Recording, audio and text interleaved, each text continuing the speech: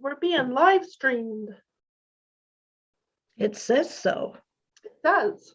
It says a practice session.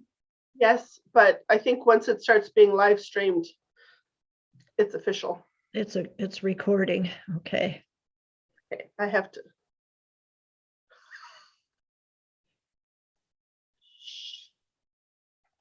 Here. Okay. Got it.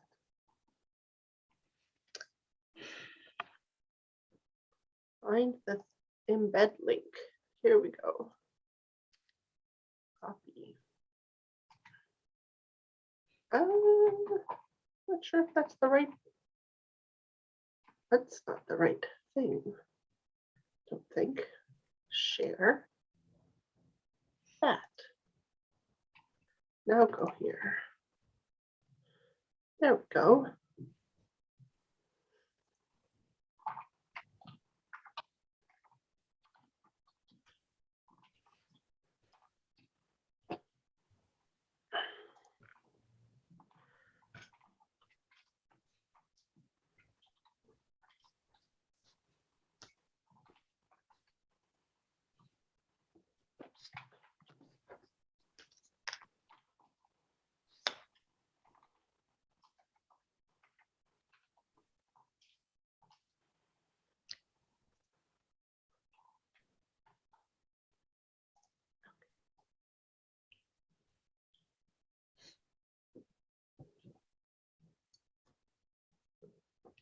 Don't schedule it, do it now. I did that once before. There we go. Okay, so it should all be doing the thing. Okay. I can close that, and I'm going to hit start webinar, and that means they'll be able to join us. Okay.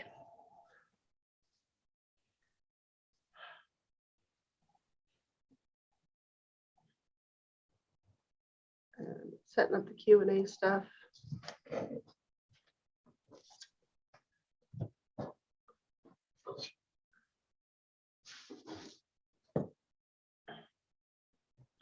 All right, Q&A is started. There's a couple of people there. Hello, couple of people, early birds. It'd be interesting to see how many people actually have time for this the week before Christmas. I know that's the thing, isn't it? Just means we'll have an even more intimate conversation with the folks who have time, which is fine. And everybody else can catch the recording.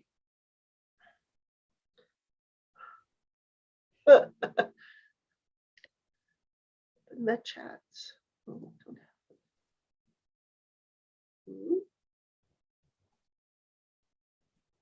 it. There we go.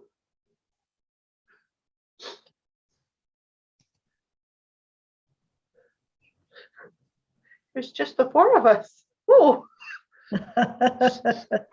hello, other Janet. Hello, Sharon.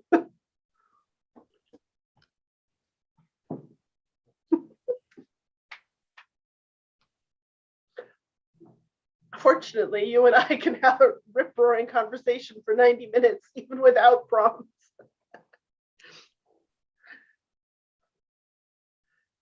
I wonder if anybody else is going to come. Well, it is kind of a busy day for people. Yes, this season should be very, very busy. So I'm wondering where Janet and Sharon live. Could you guys tell us in the chat? Do you know, Janet? I don't know. I can't see anything but their names, and I don't know where they are. Let's see. Attendee can chat with everyone. I have that set. They might have like set their computers to connect as soon as it started and then wandered off. Oh, that's true. So. Oh, Pamela is trying to access it. I can't find it in Patreon, she says. Okay. Click start broadcast in. Okay, hang on. Maybe my YouTube thing is not working. Oh, Sharon says she can only get it on her phone, not her computer. Oh, fabulous. It is broadcasting. Hi, Pamela.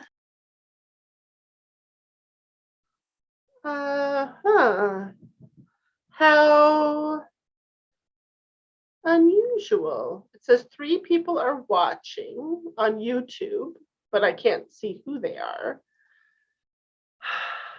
What if I share in a post? Create, but no, I don't want to share in a post. I can try embedding. That's a different thing. Make a second post on Patreon. Post. Ooh.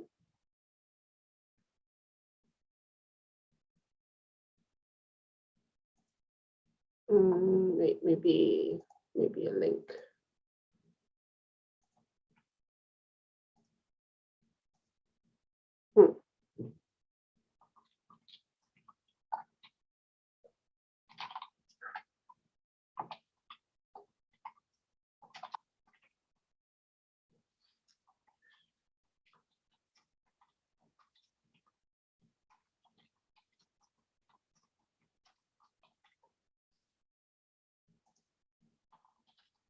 So Pamela still can't find, isn't working. It still isn't working. Add the following requirements. I did put a link in there. That was not a link. Okay. Discard. Try this. Janet, Yes. she can't find the link anywhere. Well, it's in Patreon. Well, she can't find it. Hi, other Janet. Other Janet is in Eugene. Oh, And cool. Sharon says AM. I'm not sure. Oh, there we go. California, near San Francisco. Okay. So how are you two? Oh, the link to the web. Right. One moment, please. Oh, geez. Maybe Are you I'm there? too busy to be doing this. Good Janet heavens to says, Betsy. 1 moment, please. I think she One- just had some kind of a brainstorm. Oh, yeah, well, that's a polite way of putting it. Just a second. Okay. Sigh. This is not my first rodeo, but you'd never know. If I click on that, there we go. Where's my invite attendees? Copy invitation. There it is. Okay, let me put that in the Patreon post. No, I don't want a new post. I want already published posts.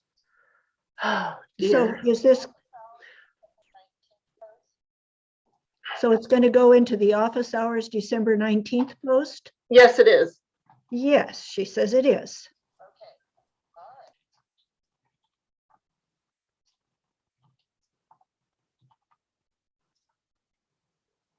Oh. Da-da.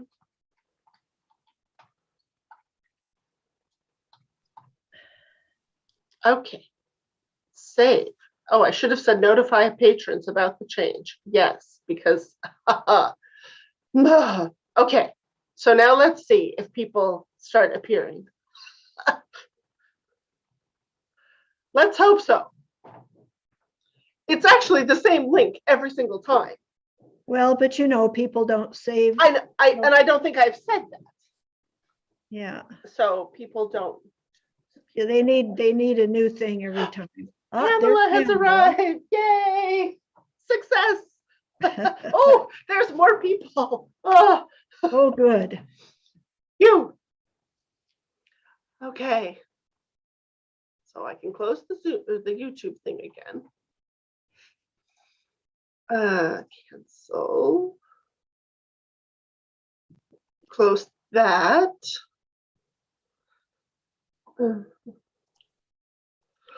Okay. Oh. Well, we have one more person now. Huh. Yes, plus international clairvoyance with that 4-hour time delay. It's even worse. Well, Susan is here. Sharon I don't know where Sharon went. And now Lisa. So Yay. more people are figuring out. Yay. Well, they always knew what to do. It was me that screwed it up. So I'm glad they were patiently waiting for me to get it right. And that somebody had your phone number to say, Sue, please tell her to stop screwing around. Well, there's Pat. Yay, the people. It's not just going to be the three of us having a conversation after all. Yay. Hello, everybody. Welcome, Judy. Welcome, Anne. Welcome, everyone. The list is getting too long to say everybody's name now. That's a relief. Apologies. I had, as you noticed, I'm sure, neglected to post the Zoom link. Get the live stream thing going. Last time it was the live stream that I messed up somehow. So this time I was all focused on making sure I had the live stream right. And okay, we'll give folks just a couple more minutes and then we can start on the scarf report. And while we're giving them a couple more minutes, I will queue up that photo that you sent me, Mom. Oh, look at all the people that commented on the post. And I didn't even look at my email because I was so concerned. Okay, let me just see. Yes, there's a Zoom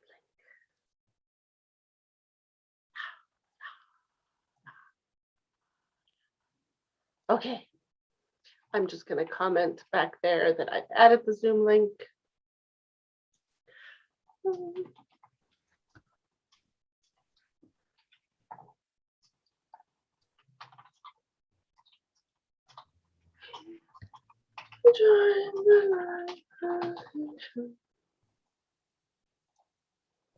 Okay. Now, you emailed me that picture, didn't you, Mom, or did you send it by messenger? Oh, you sent it by messenger. Got it.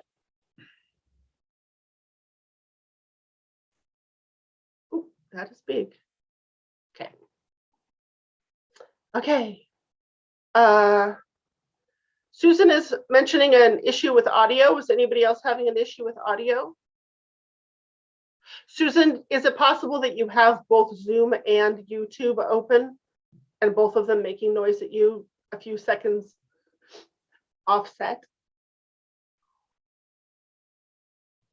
Ask me how I know how that can happen. Yeah, it's quite different when Pamela was on the phone. I mean, there were several seconds different. Yeah, yeah. And probably Susan had it open in YouTube, Patreon, and Zoom, and they were probably all not quite in sync. So us in triplicate. Oh dear. Okay. Maybe too much of a sort of good thing. Certainly too much of a good thing. All righty. I think everybody's sorted out. I think everybody has figured out what to do in spite of me. So, and people may still keep trickling in, but let's go ahead and start. Oh, she said she had it open in YouTube, Patreon, and Zoom. No wonder things were a little congested in the sound area. Okay. All right. Are you ready to scarf report, Mom? Sure. Shall I share the picture for you to talk over? Well, just a minute. I'll tell them a little bit about it first. I'm going to pin you so everybody sees it. This came from, the draft came from this book, which that's probably backwards to you guys. It's fine on my end. Weaving Innovations from the Bateman Collection. My guild, the Seattle Weavers Guild, has almost all of Bateman's samples. So we have the actual samples, but several people on our library committee decided, we really need to make more of those available to people so that people who can't come and look at them in the library. So they worked really hard for the better part of a year, maybe more, and put this book together. And it's really a lovely book. They've tried to approximate the yarns that Bateman used in his samples. A lot of them aren't even available anymore. And this scarf is, they call it 277A-7 on page 199, if you happen to have the book. And it's a 6-shaft draft. And it's really quite easy to treadle. And I think it turned out really quite nicely. Yes, dear? How many treadles is it? How many treadles is it? Well, I don't know. I'll have to look on page 199. I can do that while you talk. The book that Mom showed you is all for 8 shafts. So you can do any of them on 8 shaft looms, but some of them require 11 billion treadles. So they're Yes. really best for table looms. So that's why I was asking. Anyway, please Oh, continue. no, this I'll look can it be up. done on an 8-shaft loom. So I used tencel in charcoal and silver and set it at 22 EPI, and it has a really nice drape at that set. So I'm that's, putting some of those details in the chat window so people who need text versions get it. So A2 tencel at what? How many EPI? 22. 22 EPI. So if you'd like to show the picture, it shows up better that yes. way.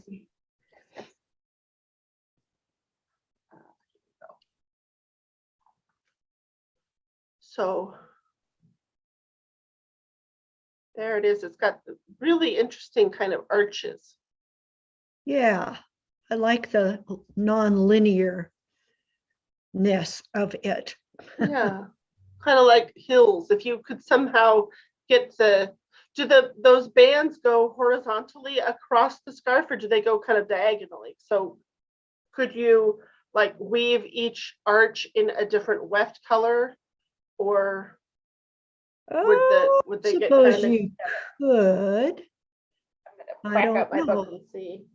They look to me like rolling hills, and it would be interesting to see, you know, a light one and a darker one, or a darker one, like they're getting farther away, or the other. Yeah, they're pretty much straight across. Yeah. Yeah. The picture in the book is in a teal and black, I think, or green and black, and it's quite attractive. Yeah, well, I think it'd be pretty in lots of different colors. Mm-hmm. So that's it. Let's see. Remove the pin. Put things back to gallery view. Ooh, I can control how people see it now. That's pretty cool. That's the one. Here's the one from the book, from the green and black. I can't figure out where to point my camera. Anyway. And here's the book again. I put a link to the book in the chat. And I will add it to the Patreon comments as well. In fact, I'll do that right now before I forget. Oops, that's not what I wanted to do. There we go. Okay. Patreon. Where's Patreon? There it is. So organized.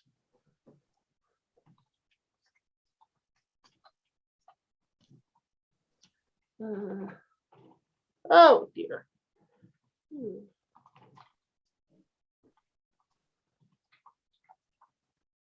Okay, post it. Ta-da. Right. So there's nothing in the Q&A. Nice. You got to ask some cues, or we're just going to yap at you for 90 minutes, which is maybe not the end of the world, but you know. Well, you could go ahead and do your book report. Oh, there's a cue. Well, it's a cue. It's a nascent cue. It's a cue on the way. Barbara asked, have I ever, or we ever woven a Catalan? I have not. And I didn't even know what they were until a few years ago. And the irony is that so a Catalan is a French, Acadian, but a French kind of textile. And I live in l'Acadie. I live in Nova Scotia, which along with New Brunswick and PEI, I think are all considered Acadie. And I know nothing about the Acadian weaving traditions, except for a little bit that I learned from a woman who's from Virginia, but I met her at John C. Campbell when I went down there to take a class many years ago. And she had learned what she knew from a weaver from Louisiana. So when the expulsion happened and many of the Acadians wound up forced to the US, they took their textile traditions with them. And that is how Melissa Weaver Dunning is her name, and she teaches classes on Acadian textiles. That's how she came by the knowledge, through this, via this other woman who was from Louisiana. And I learned a little bit about it from her and was sort of shocked and taken aback to realize at that point that I'd never even really thought about what the Acadian traditions were, because here we're so focused on tartan and overshot and the Scottish traditions.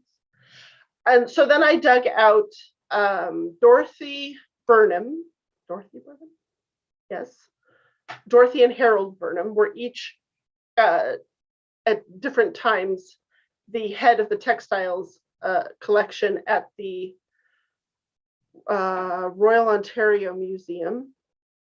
And Dorothy Burnham wrote a book called Keep Me Warm One Night, which is a whole bunch of coverlets from the museum collection. But she also has another book called The Comfortable Arts, which has sections on different textile traditions from different cultural groups across Canada, including Acadians and including some of the First Nations people, and including the French and Acadians, I said that, and the Scottish. And there's a bunch more information about Catalan in that. And that's kind of all I know about it. So I'm trying to remember now. They're bedspreads. I believe they're generally 2-shaft structures. And it's been a long time since I read about them. But one thing I do remember, did absorb and retain from reading about them, is that they do some cool color work by taking 2 different colors of weft and wrapping them around each other and then putting the weft through the shed. So there's like a twist, like a 2-ply marled yarn. And then for the next pick, they twist them the other direction. So in one direction, the diagonal is going one way, and the other direction it's going another way, and it creates little chevrons across the width, just by the way they've wrapped the wefts around each other. Very ingenious. And I think it's also true that they're frequently done with very thin rag. So it's a way of reusing, the textiles that you've got around the house that have worn out and can't be used for whatever they were originally meant to be. So repurposing them. So Barbara, who asked the question, maybe a lot more about it than I do, and you can share more information. But if you're interested in learning more about Catalan or Acadian weaving in general, the Comfortable Arts by Dorothy Burnham is a good place to go. Yes, Melissa and Barbara, I'm not sure if you're confirming or if you're asking for confirmation. Yes, it is Melissa Weaver Dunning is the name of the woman from Virginia who teaches Acadian. She teaches them I know she does it sometimes at John C. Campbell, and she probably teaches other places too. All righty. Oh, she says that Melissa did a presentation for us. I'm not sure who us is, and she's going to try it. Barbara is. She uses 212 cotton warp with rag strips. So 212 would be quite fine. Yeah. It's finer than 210. And then, yeah, rag strips. Yep. Very, very cool. All right. And I'm trying to think what Melissa's website is. Melissa Weaver Dunning.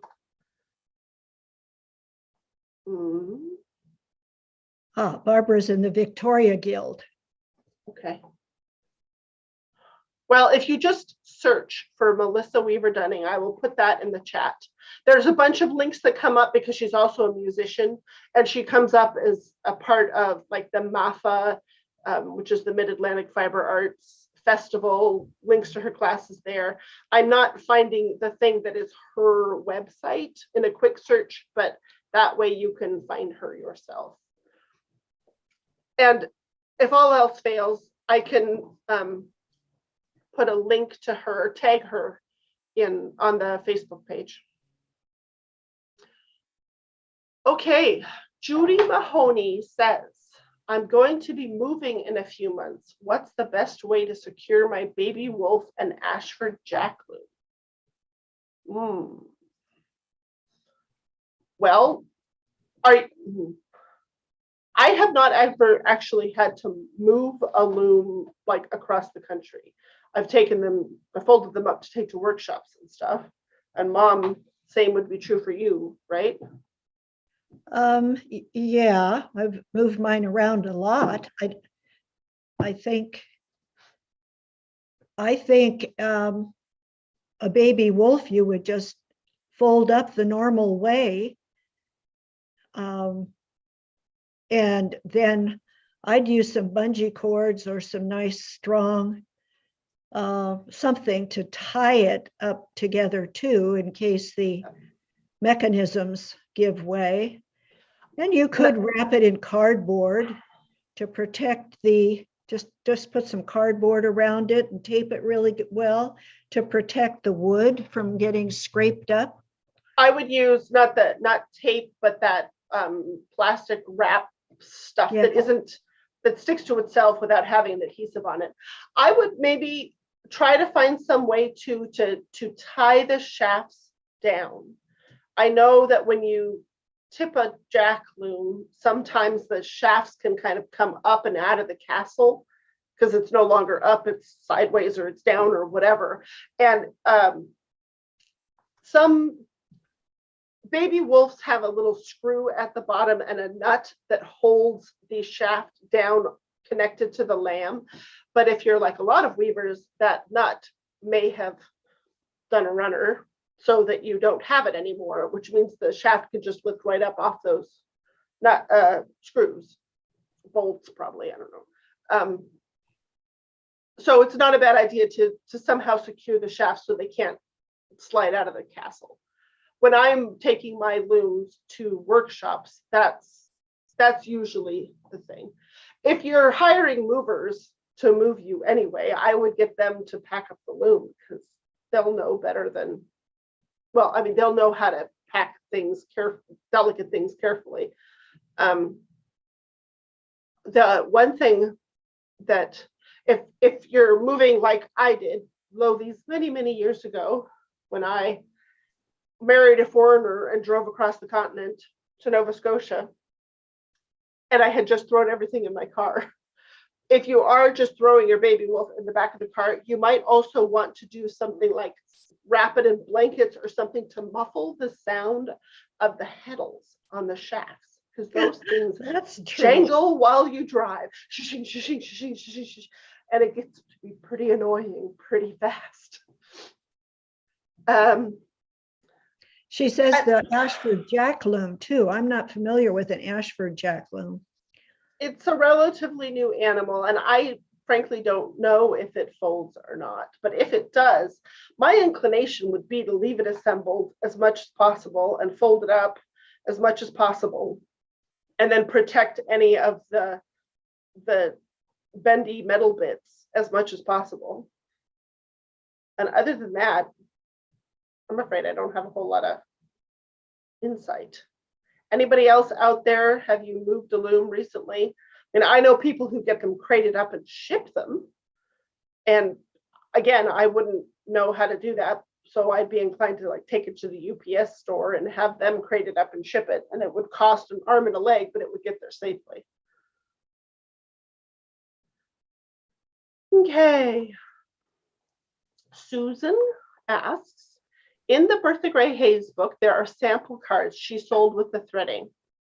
Yes, there are. They're fabulous. How did the purchaser know what treadling was to be used?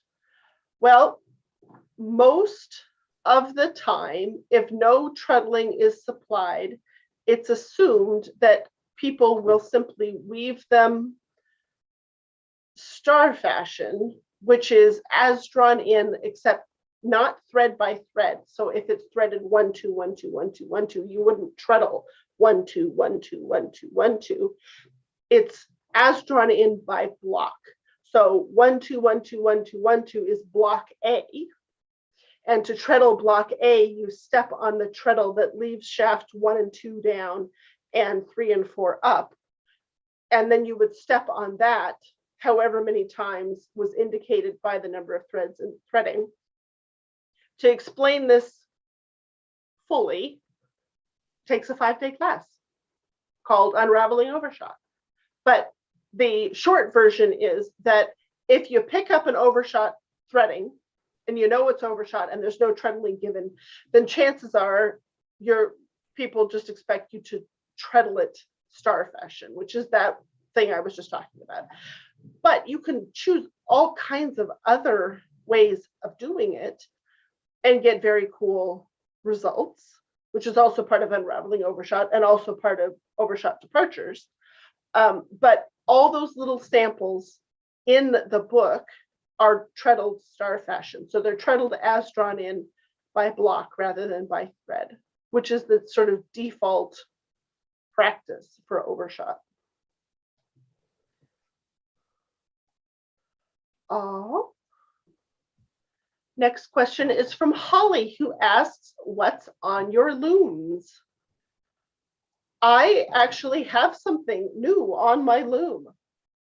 Shock. I finally wove off the end of the warp that was on since Overshot Departures, which I wove in, I have them right here, so I'll show you. Speaking of overshot and other ways of treadling it, it was threaded for overshot. It had 3 different overshot threadings side by side. And these I treadled as for Bronson.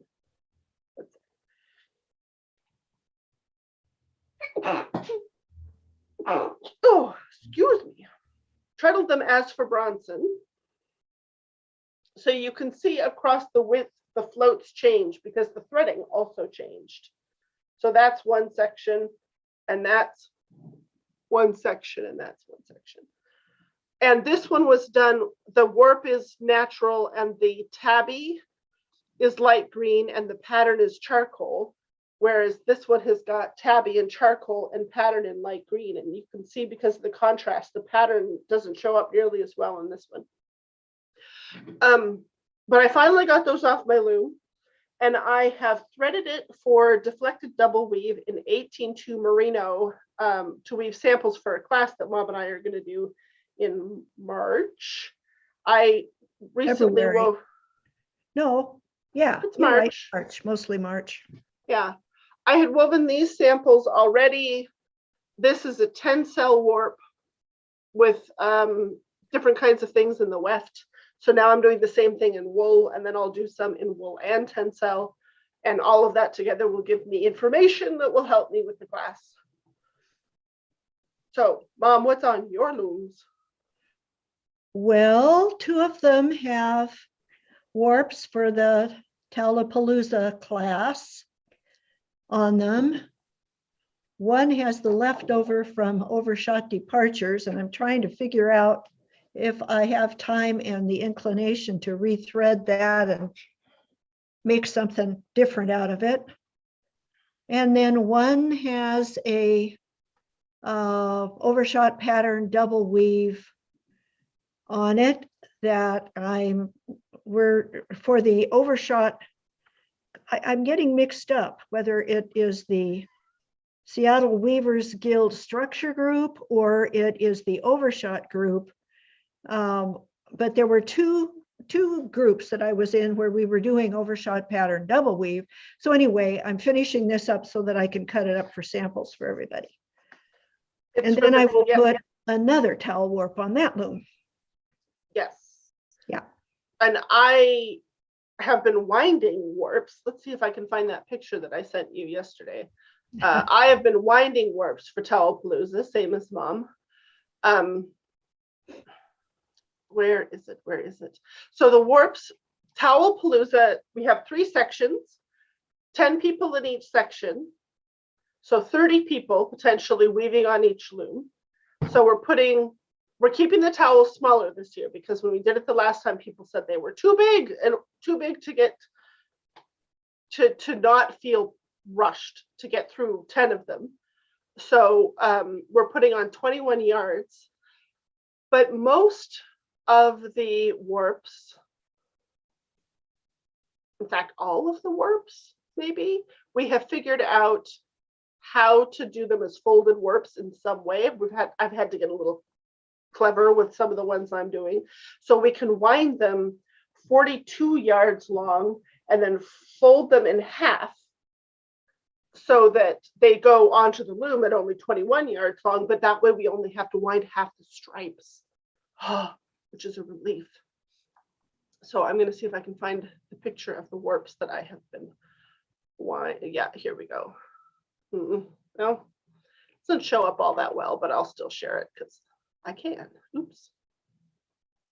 It is. So let's see. Can I zoom in? No, Yeah. that does. If I open it in a new tab, then I can. There we go. So, oops, that's a little zoomed in too far. This one over here, the kind of sunset colors, that's going to be a 12 shaft parallel threading. It's not turn takate because turn takate is 2 parallels and we have 3 parallels. So it's more like chorus effect. That one there. And then let's see. The hot colors, orange, red, purple, and these cool colors down here are going to be interleaved into 2 interleaved gradients and woven in something that is simultaneously crackle and summer and winter and bumberay, because those all turn out to be very closely related, which means you can treadle them each of those ways, but probably people will be weaving them as bumberay. And that chain gets interleaved into this one to do, which is so green and blue down here and yellow and orange and a little bit more blue up there, which will be an 8 shaft shadow weave. It's the one that I showed you last time from the Scandinavian book, and they had just done it in black and white, but we're not, because I do black and white when you can do 7 different colors.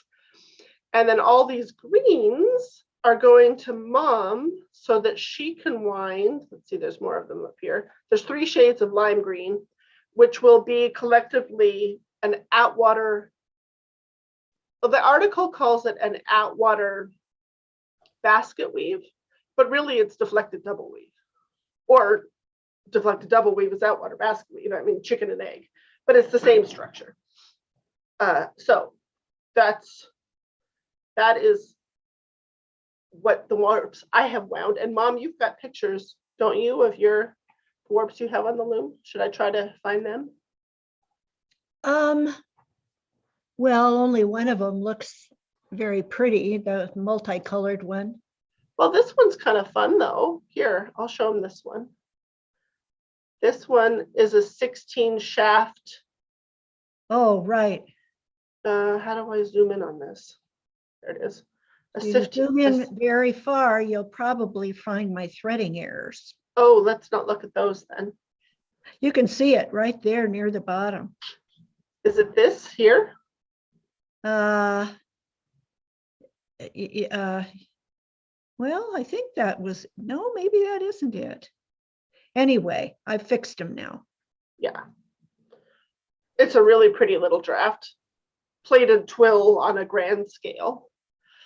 And you've got another one on the loom, the other gradient. Don't you have, you sent me a picture of that somewhere. Oh, I guess I could look at media. Yeah.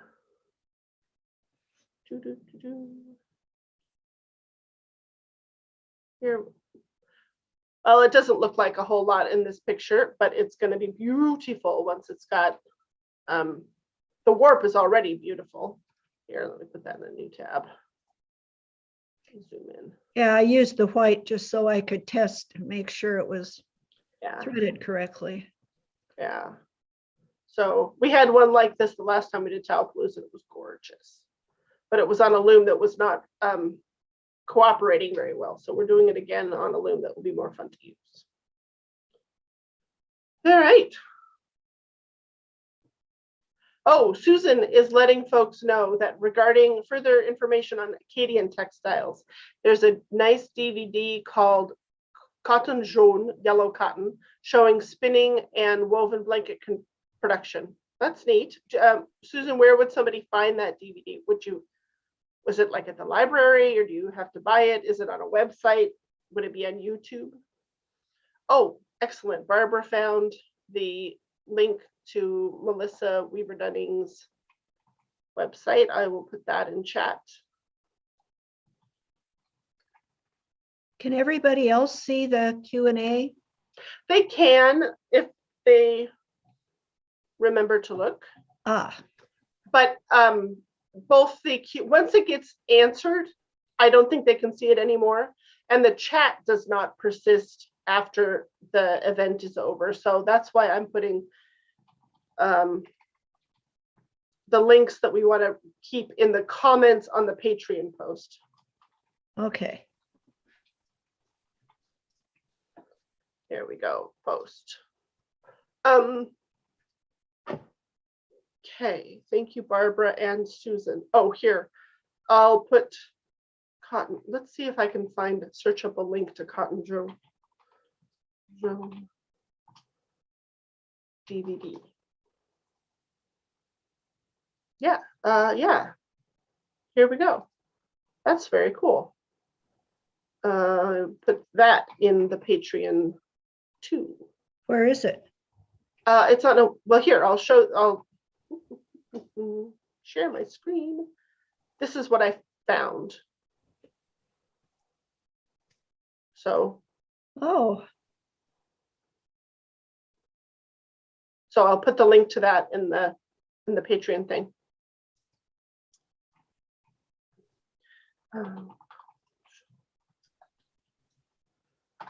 Okay, there we go. We have more questions. Can you describe how you use those loops to tie your warps? Yes, indeed. Let me find this. Mom is laughing. Oh, I don't know why Mom is laughing, but I suspect that it may be because I used to give her a hard time about using the loopers for doing warps and have become a complete convert. So listen to your mother. She knows what she's talking about. well, they're so easy. So easy. And Mom, so, do you want to describe what you do since you are the one who convinced me? And I'll find a picture again to share. well, I happen to have a whole bunch of warps wound. Where did I put them? For our beginning weaving class. Oh, yeah, yeah. If I can, oh, there they are. In the meantime, I will share this so you can see. So what I do is to mark, or is to tie the 4 parts of the cross and along the length. And I do it with, if I'm just taking it from my warping board to my loom, I just do it with a quick hitch. And these are circles, right? So you put the circle behind the threads you're putting it around, and you put one end of the loop through the other end of the loop and pull tight. And these are usually made of nylon. You can get them made of cotton. They have a little bit of a texture, so they hold pretty well as long as you're not pulling on them. Pulling on the closed part of the knot rather than the free end. But when I am like, I'm going to mail these to mom, I really don't want those to come off in transit. So I make another little bend and put the free end through it again. So there's a second hitch, and that really holds snugly. Yeah, the part that we put those on doesn't have to be tight. It's just to hold them. Like here's the cross. I'm going to pin you again. Hold it still for a second, Mom. Oh no, hold it up. But don't move around too much. Yeah, okay. So we put them through each arm of the cross, but the part that needs to be really choked tight is the choke tie, which those are not good for. So you have to use some kind of string that is really, really tough. And I usually wrap it around twice and then do a surgeon's knot on top of it. And that holds it really, really tight. You don't need a knot or anything. That's the choke tie, not the looper. The choke tie. Yeah, the loopers are just, and loopers are really handy for, like those folded warps that Janet and I are doing. When I take one off the mill, I mean, it's 42 yards long. So what I've been doing since on a mill, everything wants to drop. My mill does not have a brake on it, and I don't really need a brake most of the time. But what I've done is take a looper. I mark every 3 yards. Well, right straight down the one side of the mill, and then hook them into each other going up to the top, and then put the very top loop up over a peg. And then when I cut I cut it in the middle. That's what I'm cutting them in the middle now. I'm not trying to not cut in the middle. So the top ones will all stay in place, and I can just chain off the bottom. So smart. It works.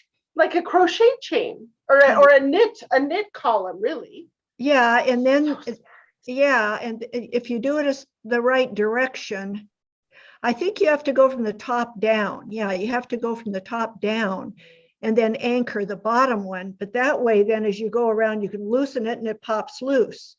And then the next one, and then the next one. smart. So that worked pretty well when I finally figured it out. Yeah. Managing that much length is kind of a struggle. Yeah, you're not going to be real thrilled when mine come, because mine are just 42 yards and there's no center part marked, and you're just going to have to, like, I don't know, figure out how to put both ends in somebody's hand and walk 21 yards away down the driveway, maybe. I don't know. Why? Didn't you secure them every so many yards? Oh, yes. Okay. But they're not folded yet. Well, but you've got a cross at each end, so I'll just Yeah. fold those up over the trapeze, and Well, but it's chained from one end. From one end? Yes, because I don't have any room to spread it out in. Oh boy.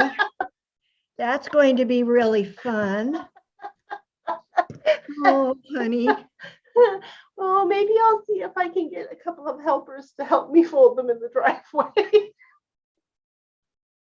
Well, it's pretty wet and soppy where you are. It's pretty wet and soppy where I am too. It's true. Well, my studio is how many feet long? 30 yards. So I 30 think yards? feet. Oh, that's not Yeah. nearly left. Well, we'll figure it out. You've got your covered walkway. You could go across the studio with it down the covered walkway. Get it all messy. Never mind. We'll figure it out. Maybe there will be a nice dry day here before, except I'm hoping to get them in the mail tomorrow. Yes, go ahead and send them. I'll deal with it. Okay. Sorry. I did tell you Well, I didn't quite get what you meant. Oh, Uh, okay, let's see. Oh, Kathy says, after the last office hours, I ordered the Ashford 16 shaft table loom. Exciting. Do you know any good books for 16 shaft drafts? Well, if you want to design your own 16 shaft drafts, then one you might consider, it's a little bit intense, but Bonnie Inouye has a book called Exploring Multi-Shaft Design, and it's all about designing for like 16 and up.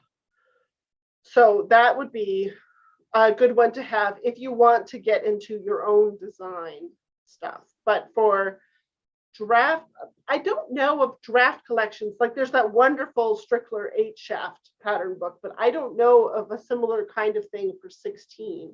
well, handweaving.net would be a natural. Yeah, right. So books, no. But if you go to handweaving.net and then you tell it, find me drafts for 16 shafts, then it will come up with all kinds of things. And there are collections. 16 was a pretty common number of shafts for the production weavers in the old timey times. So there are collections of drafts that are well suited to 16 shafts. And with 16 shafts, you can have 4 blocks, each of which that take 4 shafts, which means you can do things like Welsh double weave blankets and some other pretty cool things. So it's a nice number to have.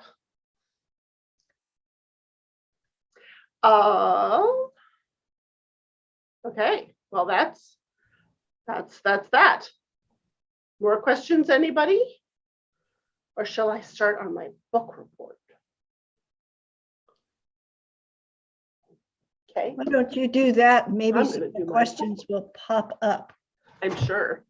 So I was looking for something on the bookshelf. I don't even remember what I was looking for, and thinking in the back of my hinterbrain, I should really do another book report. And I saw this book on the shelf, Weaving Tricks by Susan Gilmurray, which is a fun little collection of all kinds of assorted hacks and tricks and tips. And it's kind of like office hours in book form, frankly. And I love it. So I started going through it to find examples of cool little tricks that I wanted to share with you. And as you can see, I used up like a whole thing of stickies, and there's not enough time for me to tell you about all of those. But I will give you a random sampling. Oh, there's a whole section at the beginning on tying up your loom and the right way to make knots for certain places on your loom, and like how breaks should be set up or for maximum effectiveness. There are, let's see, what else have we got? Tying up.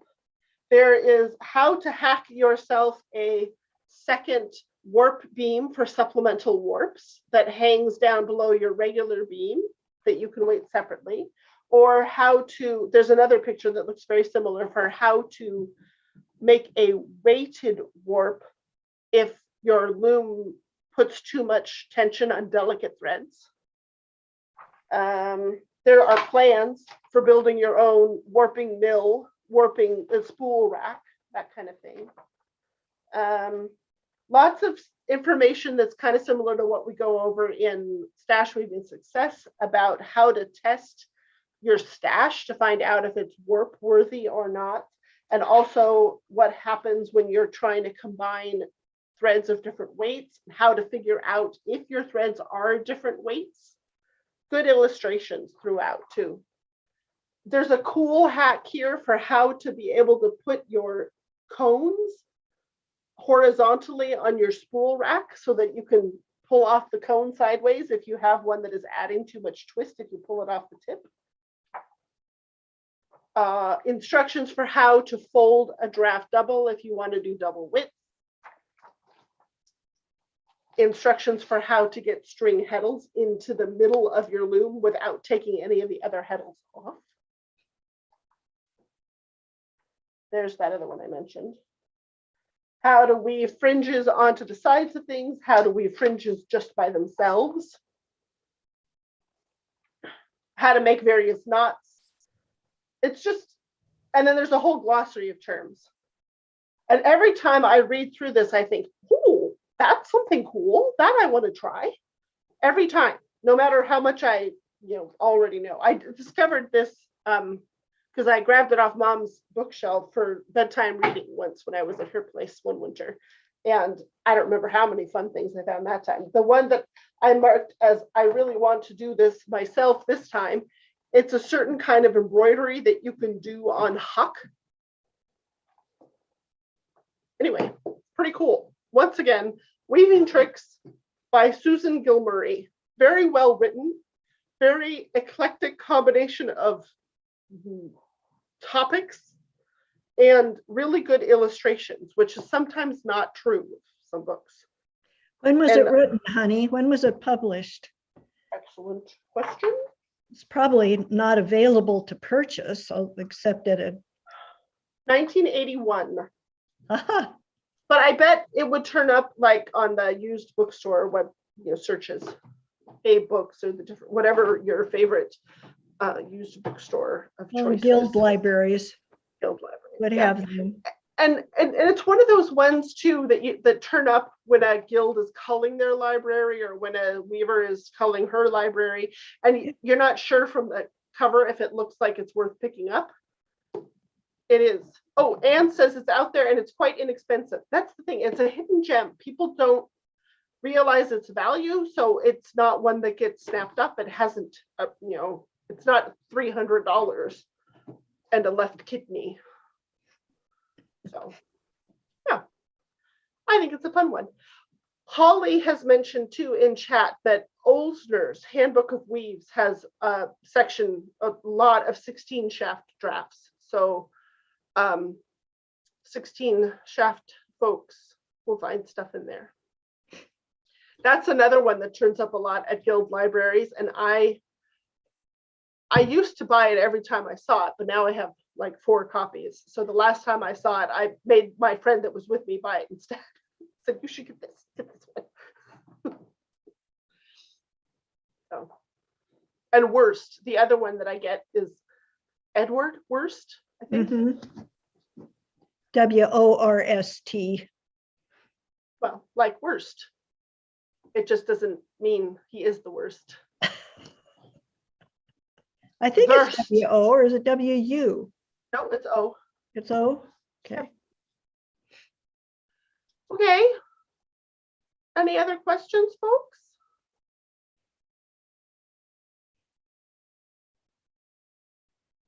Do you have any show and tell handy, Mom? No, I I don't already showed you that one. so. I have this handy. I wove this in about, it was, we had our Weavers Guild Playdate holiday party to which we were supposed to bring, portable projects.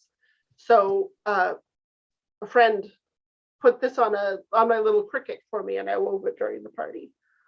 It's just, they're donated yarns. They get donated to the knit-a-thon, but there isn't time to knit everything. So anything that's appropriate for weaving, my friend who organizes the knit-a-thon gives to us weavers, and we weave them into scarves to donate back. Bye, Barbara.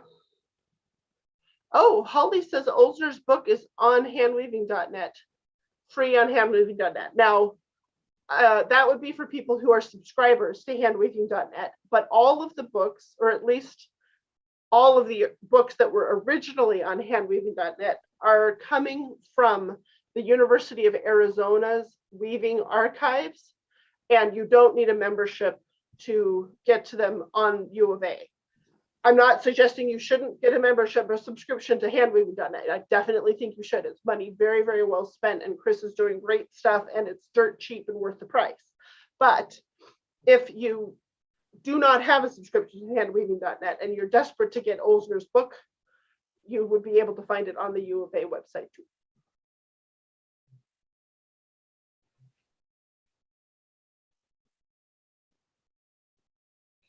So now what? Well, there's nothing to say that we absolutely have to go for an hour and a half. No, So no. people might just as soon go wrap their packages. Pat Oh. wants to know what the Edward Wurst book is about. I will go grab my copy if you want to talk about it, Mom. Well, I can't remember too much about it except that it has plans for building your own loom in it. And I remember I had 2 copies of it, and I sent one copy off to a weaver in Turkey. When I was there, she expressed interest in making her own loom. So I sent a copy off, and I don't know if I never got confirmation whether or not she got it. But that book looks different from mine, Janet. Well, this is the paperback newer version. This is probably the one. Yeah, that's the one, foot powered loom weaving. Yeah. Yeah. So you'll see it in both forms. Looks like it was originally $4.50. And that original one was published a long time ago, I think. Yeah. Oh, I don't know if this would be, I think this is written by hand in mine. Look. Can't There's a see it. threading. What is it? Oh, is this? Oh, It's a threading. There's a handwritten threading in there that says pine bloom threading.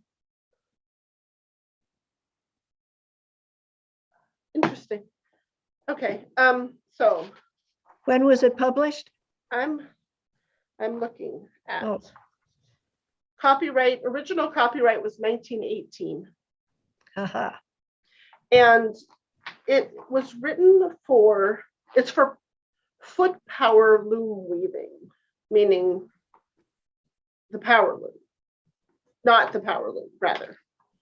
And it starts out with essential parts of the loom and stuff about winding warps and mills, diagrams for mills. And so there's a bunch of stuff in here, how to use a paddle.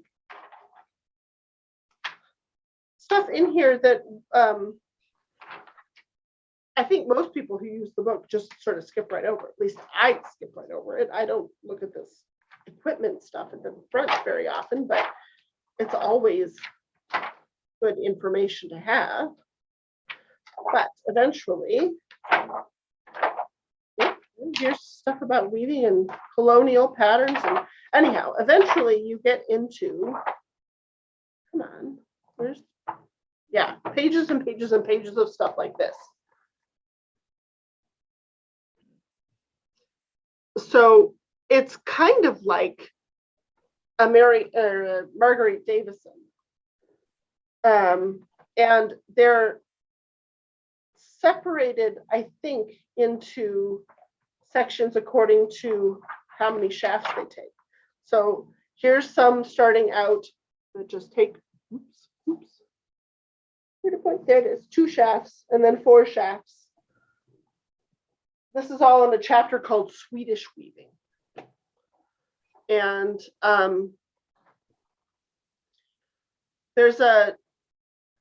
so Pat Canada has put a link in the chat for a reference for Edward Wurst. And Anne is letting us know that it's also readily available online and used. So yeah, here's all 3 shaft, but then it gets into 8 shafts, and I betcha towards the end, that looks like it's a 16 shaft. Yeah. And that is related to the Welsh double weave coverlets that I was talking about before, which take overshot motifs, but do them as double weave instead, which takes 16 shafts. but then have no floats, no matter how big the motifs get. So yeah, it's a fun one. This one is 8 shafts. It's just a profile draft. And the other one we talked about, what was the other one we talked about? Olsner.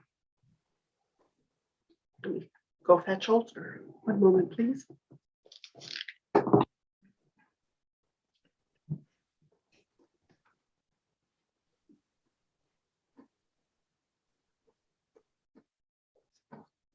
I'm impressed that she's able to put her hands right on them.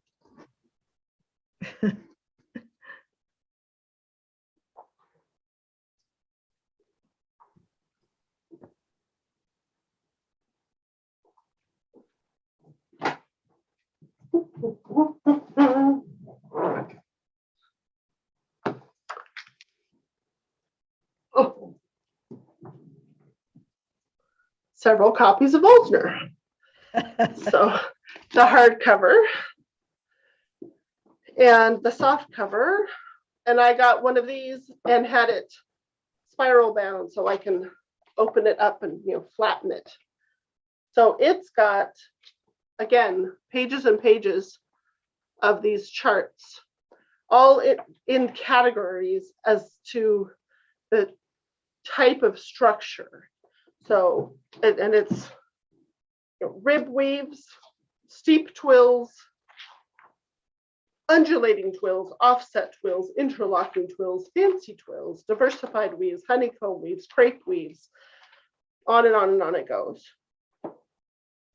And they start with a few shafts and some explanation of what that structure is, what it means, what its properties are, the characteristics of it, and then complicating, more and more variations on it, getting more complex. Isn't there a shadow weave one?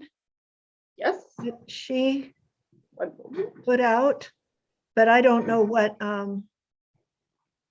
the shafts are. I have that one, but I don't have the one you're showing.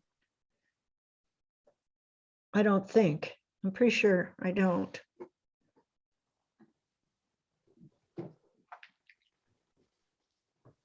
This one I think is harder to come by and more expensive. You'll notice I stole mine from my mother. Oh, so you did. You told me I could have it because you had like 3 copies. Okay, right. Okay. You want me to bring it back? I'll bring it back. No. I think I still have some.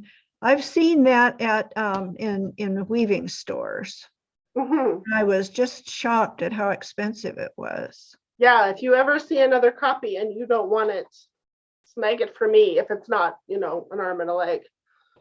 And again, it's got, but these are actually woven sample pictures of fabric, whereas the other books, they're charts. And each of these say that the treadling goes down the threading goes down the column. So this is threaded the same as that, and so is that, and so is that. I can't see what I'm pointing at. And this is threaded a little bit differently, but treadled like that. So it's a gamp, really. So she has a sort of odd notation system. So when you first get the book, you have to figure out how to read her drafts, but it's pretty clear. You just have to learn it. And then you get thousands of examples of what shadow weave will look like given various treadlings and threadings. And again, it starts out with 4 shaft stuff and then 6 shaft stuff. And I don't know how many it goes up to.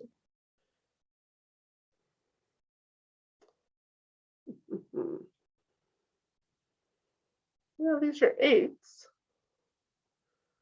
Maybe it doesn't go above 8. That'd be nice.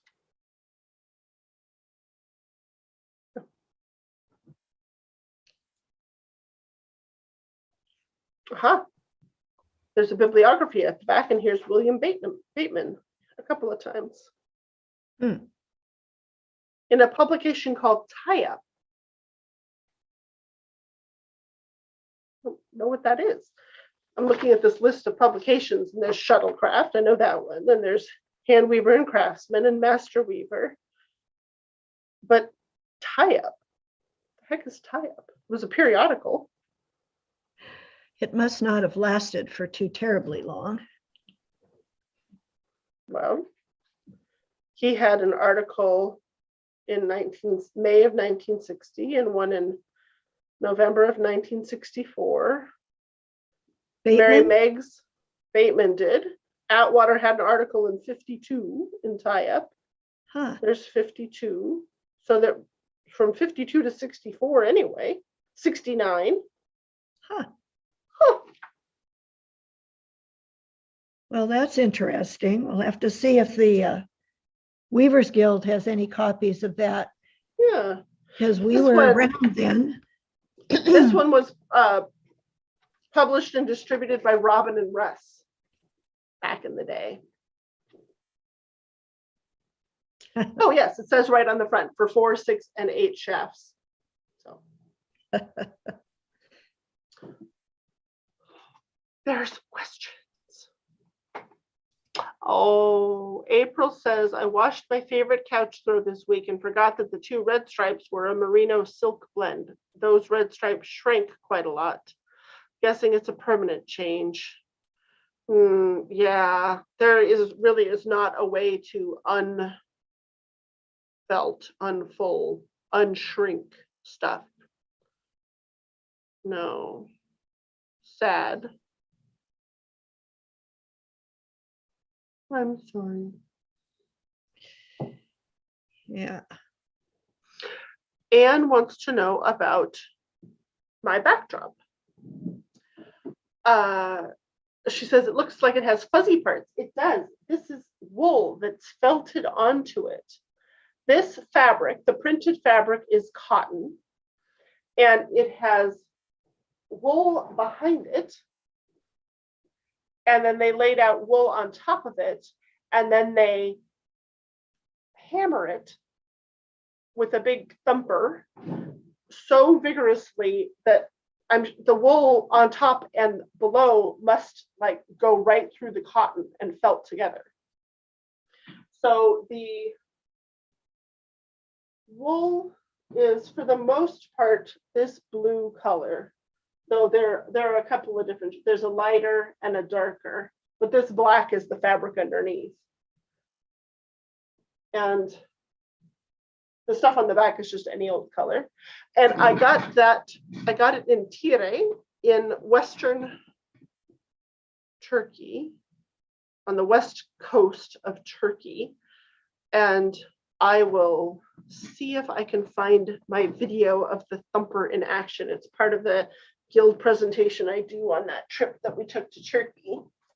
So I have looked at it in the not too distant past. I'll see if I can find it.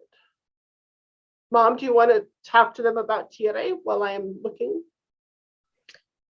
Well, if you know where, if you've heard of Ephesus, Ephesus is about an hour away by minivan. And Tire is a market town that's inland just a bit from Ephesus. And on Tuesdays, they have a fantastic market where all the streets of the downtown are turned into the market. And they cover the streets with canvas to protect from sun or rain or anything that needs protecting from. And one section has vegetables and fruits, and another section has clothing of all kinds. Now, this was in one little, Janet's piece was in a shop that is, there are 3 or 4 felting places right in that one area. But we saw there's a school there. Although when Janet and I were there last time, it looked let's see, was that the last time I was there? No, I've been there once more. And they didn't seem to be doing the school part quite so much anymore. They were producing items for sale. They had a loom in there that had, oh golly, 20 some horses. It was like a, what do you call it? A counterbalance loom, but it had, instead of just 4 shafts, it had over 20. And I think it had 13 or 14 treadles. And it was, you couldn't tell how they could possibly get a shuttle through the shed. It was quite amazing. It was a very interesting thing. The last time I saw it, they had cleaned that up a bit so that it wove more smoothly. But this was a loom that was used during the Ottoman period, and they've made replicas of it. So anyway, it's a very interesting town. I like, anytime I've gone to Ephesus with a group of people, I've taken them there because it's just fascinating. So Janet, are you not finding it? Well, I'm trying to log into Loom because that's where the video is, and I cannot for the life of me figure out what my login is. And it used to be that I could just click on the app and it would open it up, but maybe if I log in with, I don't know how to get in. I don't think that's right. Well, I've got it. I could probably, but I don't, it's probably not worth spending a whole lot of time on. It's a very noisy machine that just twists and thumps and twists and thumps in water with some detergent in it, and it just goes crazy. So noisy, you can't hear yourself think. You really can't, though. Where, I can't even figure out. Well, maybe next time. Oh, wait.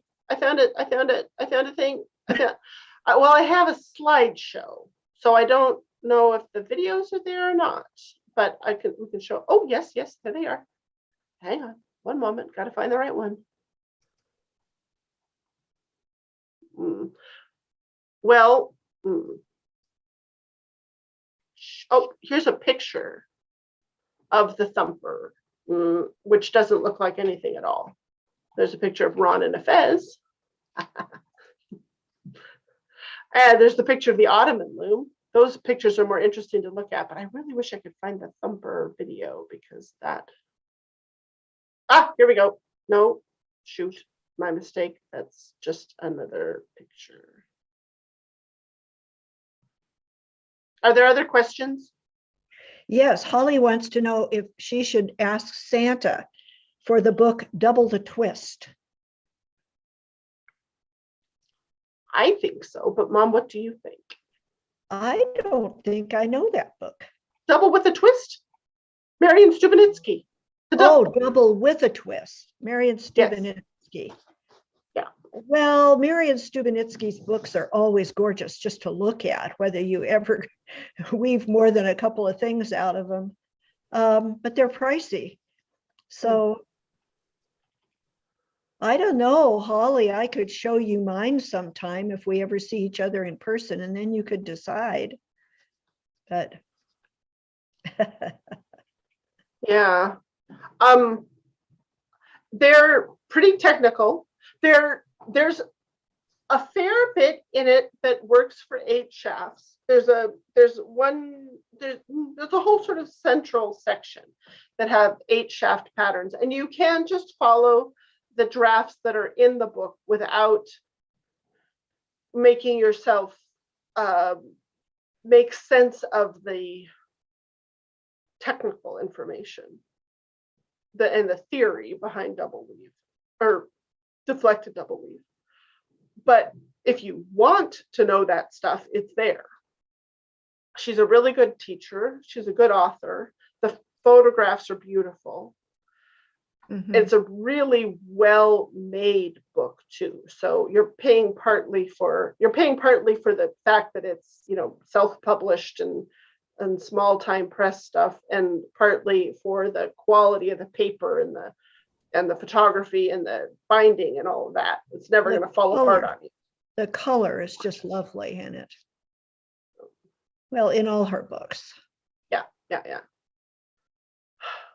I can't believe I can't figure out how to get it. Let's see, who did they even email?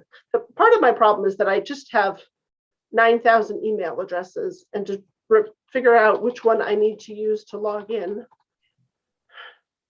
What is this? You don't have it under photos Oh. somewhere? Now it's there. Yes. Yeah. Okay. There's Istanbul. Here's Tire. Let me zoom to the right part. Play. Oh, whoa. Mute. Okay, now play. Find the thumper. Let's see.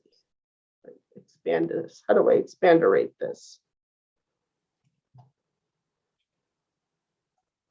Sorry, watching me figure out my technology.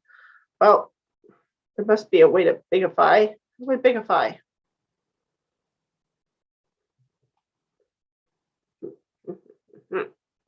That. Full screen. There we go. Okay. Sharing. Share screen. Here we go. Mom, do you see the horses? I see the Ottoman loom with all its funny horses. Yes, those are the heddle horses on that 24 shaft counterbalance loom that Mom was talking about. There's the loom. And then let's see if we just let it play for a second. I'm sure I'm saying something fascinating, but we don't need to hear any of that. There's the horses. These are just pieces, they're sticks, probably from the tree outside the place. And it's built into, or it's housed in an old hammam. So it's just got gorgeous architecture inside. Let's see. A hammam is a Turkish bath. There is a more logical angle of the heddle horses. There's the shafts and all the treadles. And there's some of the fabric that they're weaving on it, more woven on it. The string heddles, moving ahead. I don't even remember what that was about. Where is, it's like it's not catching. There we go. There are the guys laying out things like the hanging behind me. So they put down this is a border of the wool, and then they will put the cotton fabric on top of it. This one already has that. And then they'll scatter the backing across the whole surface of the fabric. And they roll it up into, these are like plastic carpets. And then it goes into the thumper. Oh, there's another example. And there's the thumper. And let's see if we can see it thump.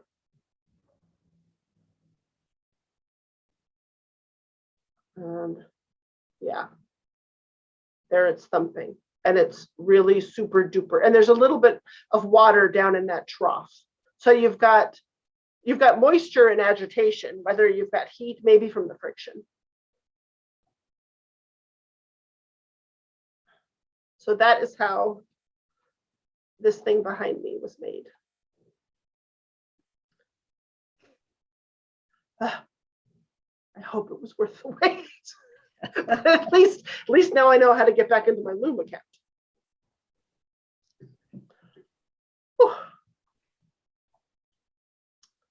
I've got all kinds of other textiles from that trip just over there. Scarves and we didn't keep a fez. You didn't keep a fez, did you? No, we picked that up for a friend who had asked us to get him a fez when we were there.